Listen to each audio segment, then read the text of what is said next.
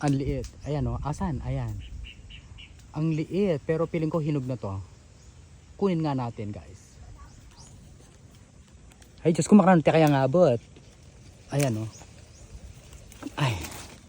So, ang best way na gawin dito is lukso. Ay! Oh, sabi ko na ba, hinog na oh. Ang cute. Oh, di ba? Kanantane guys. Ates.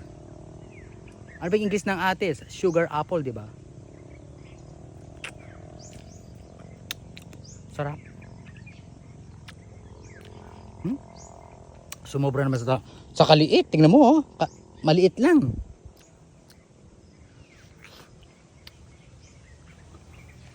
Sarap. Alam mo ko yung atado. Ay, hindi. Sarap ng atis guys. Amazing. I love it.